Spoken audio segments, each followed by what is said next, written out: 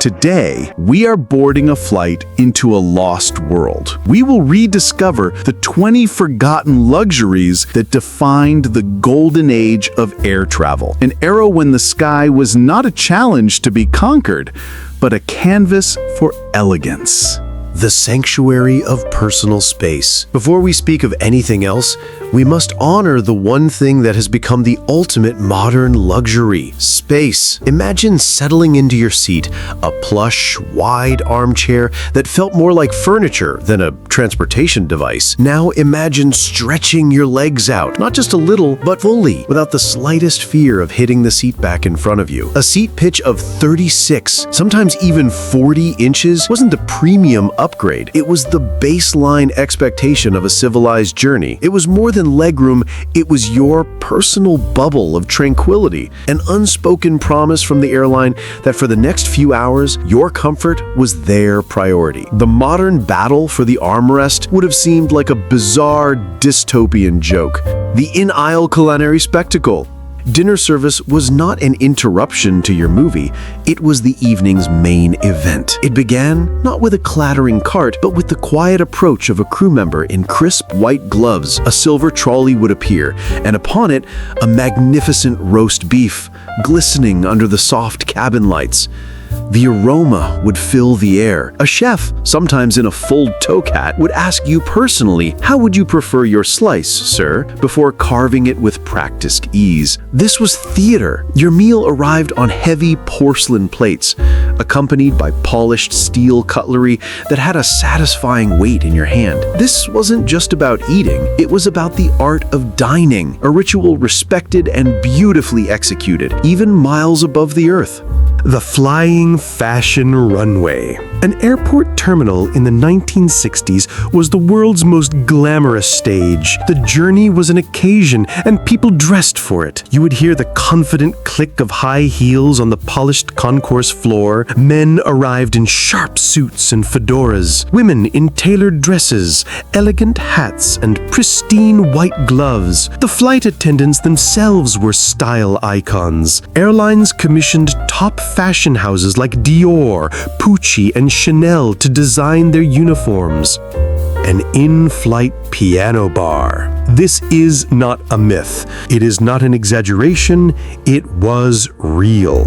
In the early 1970s, desperate to fill the cavernous new Boeing 747s, American Airlines installed a full piano bar, complete with a Wurlitzer electric piano in the economy section. Imagine, halfway through a long flight, the feeling of restlessness setting in. You could leave your seat, stroll to the back of the plane, and find a live pianist playing a soft tune. You could stand at the bar, order a real cocktail mixed by a bartender, and strike up a conversation with a journalist from Paris or a musician from New Orleans. It was a space engineered for human connection, a place that turned a flight of strangers into a temporary traveling community.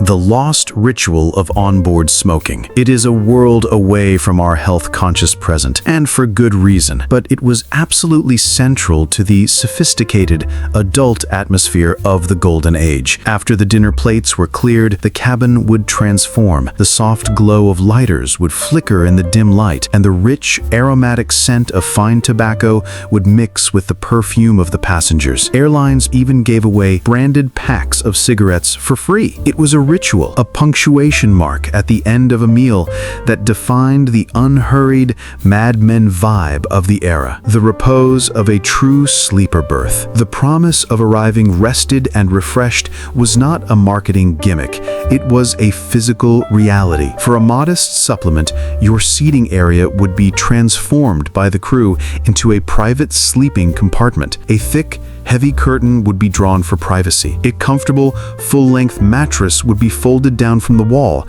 and the crew would make it up with crisp linens, a warm blanket, and a fluffy pillow. You could change into pajamas, lie down completely flat, and be gently lulled to sleep by the steady drone of the engines, a level of serene comfort that even the most advanced modern first-class pod struggles to replicate. The grandeur of a tarmac arrival. Before the sterile, anonymous tube of the jet bridge, boarding a plane was a moment of pure, unadulterated awe. You would walk from the terminal out into the open air, feeling the wind on your face and hearing the powerful roar of the engines.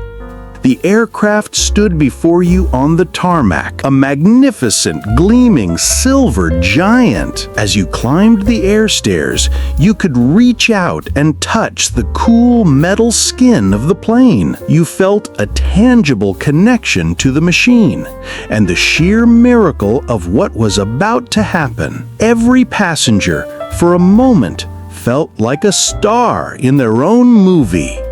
The exclusive Upper Deck Lounge. That iconic bubble on top of the Boeing 747 was the most exclusive club in the world. It was a destination within a destination. Reached by a grand sweeping spiral staircase, it was often a dedicated lounge for first-class passengers. Here, away from the hum of the main cabin, you could sink into a plush, swiveling armchair, place your cocktail on a real wood table, and socialize in a quiet, intimate setting that felt like a private study. It was your living room in the sky. The magic portal. Visiting the cockpit. The cockpit door was not a slab of reinforced steel. It was a gateway to wonder. The pilots were the heroes of the journey, and they were often proud to share their world. It was not uncommon for a captain to walk through the cabin and personally invite curious passengers, especially children, to come up to the front for a look, to stand there, mesmerized by the universe of glowing dials, and to see the endless sea of clouds from the pilot's perspective was a core memory in the making. Postcards from the sky. In an age before instant but impersonal connectivity, there was a more romantic way to share your journey. Tucked into the seat pocket, you would find beautifully illustrated complimentary airline postcards. You could take out a pen and write, "My dearest, I am writing this from somewhere over the Alps. The view is breathtaking." An airline attendant would then collect it with a smile, and the airline would stamp and mail it for you upon landing. It was a piece of your journey, a tangible artifact that traveled almost as far as you did. The vanished ease of airport security. Imagine this scene. You arrive at the airport 45 minutes before an international flight. You walk to the check-in counter where there is no line. You check your bags. Then you walk with your family and friends who don't have tickets all the way to the gate to say your goodbyes. The idea of a massive, centralized security screening didn't exist. The unsung hero, the flight engineer. The cockpit was a symphony conducted by a trio. Seated behind the two pilots was the flight engineer, the master of the machine's complex soul. They were not pilots, but they were aviators of the highest order. Before sophisticated computers could automate everything, the engineers sat at a sprawling panel of dials, gauges, and switches, manually monitoring the engines, managing fuel consumption, and keeping the aircraft's mechanical heart beating perfectly. The freedom of limitless baggage. The modern anxiety of the baggage scale is an invention of a cost-cutting era. In the Golden Age, baggage allowances were astonishingly generous. It was common to be allowed 2, sometimes even 3, large suitcases with weight limits that were rarely, if ever, enforced. This meant you could truly pack for your adventure. The souvenir flight bag. Long before designer logos became status symbols, the ultimate accessory for a global citizen was a simple vinyl flight bag, emblazoned with the proud crest of Pan Am, TWA, or BOAC. These bags were often given away to passengers and quickly became a cultural phenomenon. Carrying one through your hometown was a subtle but powerful announcement. It said you were part of the jet set, that you had seen the world, and that you belonged to the exclusive club of modern travelers. The world unfolding. Low-altitude scenic flying. Early propeller-driven airliners, and even the first jets, flew lower and slower than their modern counterparts. This wasn't a drawback, it was a feature. At 18,000 or 20,000 feet, the world below wasn't an abstract patchwork of green and brown. It was a living, breathing landscape. You could follow the winding path of a river, see the cars moving on a highway, and appreciate the true, majestic scale of a mountain range. Every flight was an impromptu, magnificent scenic tour. The impulse buy. In-flight shopping boutiques. On carriers like Irish International Airlines, the crew would set up a dedicated Sky Boutique in a lounge area. On elegant display tables, they would arrange a curated selection of luxury goods, fine Irish linens, Waterford crystal, French perfumes. Passengers could leave their seats, browse the collection, and purchase a beautiful memento of their trip, all while cruising miles above the Atlantic. The official document of adventure. The paper ticket booklet. Your airline ticket wasn't an email you could accidentally delete. It was an artifact. It was a thick booklet filled with multiple carbon copy pages, each one a crisp official coupon for a leg of your grand journey. It was presented to you in a smart vinyl wallet by your travel agent. It had weight. It had substance. It felt important because the journey was important. It was your official, tangible passport to adventure.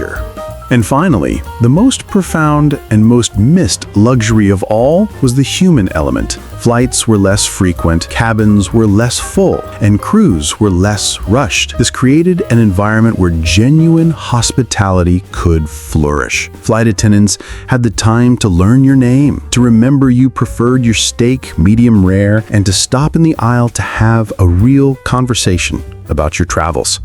You were not a seat number to be processed, you were a guest to be hosted. And that, more than anything, is the vanished art of flying. The golden age wasn't golden because of the caviar or the piano bars. It was golden because it represented a philosophy, a belief that the act of traveling should be as beautiful and inspiring as the destination itself. It was a time when we didn't just fly to get there, we flew to feel alive.